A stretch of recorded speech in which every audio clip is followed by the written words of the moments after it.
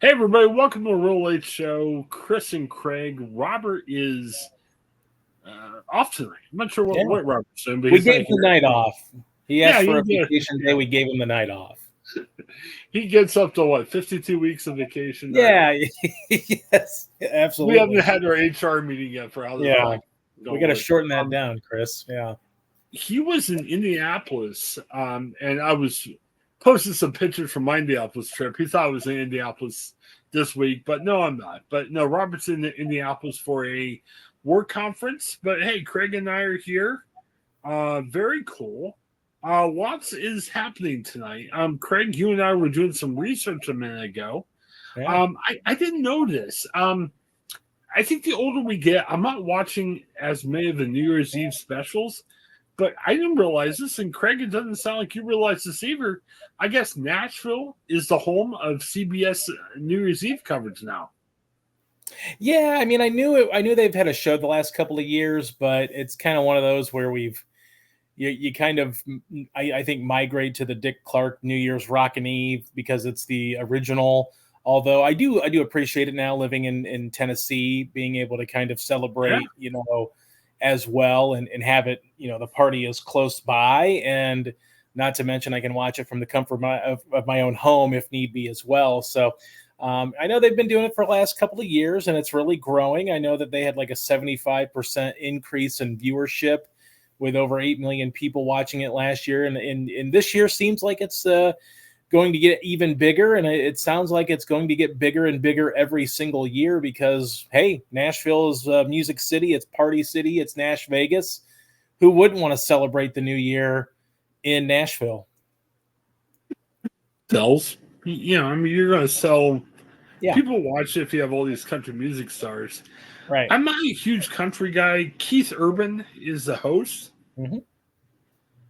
Is Keith Urban still a thing? You think people Oh, watch yeah. Keith Oh, Urban? yeah. Oh, yeah. Very much so. Yeah, he's definitely Okay. really big still. And, who knows what else they're going to, bring out in addition to him. I know obviously there's country music stars all over the place and especially in the mainstream. But yeah, Keith Urban's still a big name going, and he's he lives in this area and definitely has that name recognition that a lot of people are going to gravitate to. Yeah, Kane Brown. I hear he's a thing. I don't know much about him. Jelly Roll. I know Jelly Roll's getting to be a big thing, and Yeah. I think Jelly Roll's got a little bit more mainstream attention where like people who aren't necessarily country fans still like Jelly Roll too. So that might attract the what do you call it? Non-country fans of CBS Yeah, maybe. I think so. I mean, and it's interesting, last year, obviously Jelly Roll really blew up and became super popular among the mass audiences. So he ended up doing New Year's Rockin' Eve on ABC instead of in New York instead of this. So kind of a coup, I think, for Nashville to make sure that they can get him, this year because it's not out of the question that he would have been a viable option for, ABC's coverage or Fox's coverage or whoever wanting to try to build a show around his performances. So big get there for Nashville, even though you'd think it'd be a shoe-in because he's a Tennessean, but he definitely had that popularity last year and he took advantage of it to the New Year's Rockin' Eve, and he's still as big as ever. He played Saturday Night Live season premiere, so he's definitely still maintaining that big name recognition across the platform here. Well, I like the idea. Let's share these guys, or share where the New Year's Eve is. It used to be everybody was in New York City, which is fine. It's nice seeing the ball drop, but hey, other cities celebrate New Year's Eve too. You know what I Yeah. mean? This is great. Could Well, I this think be it's, like the NFL yeah. I mean, I draft? think. Move around. I'm sorry. Go ahead. Let's make this like the NFL draft. Move around to a different city every year. You know what I mean? Well, you always got to do New York, and I get that. And for Right. Americans, that's the standard for New Year's Eve, and obviously the official. It's now in the the mainland United States. It is now midnight. It's now January 1st, so it makes a lot of sense. But I do like the idea of showing off the different ball drops from various time zones too. And Nashville, of course, being in the central time zone makes a lot of sense. And I wouldn't be opposed to, I mean, I'm sure that you see a lot more on the West Coast.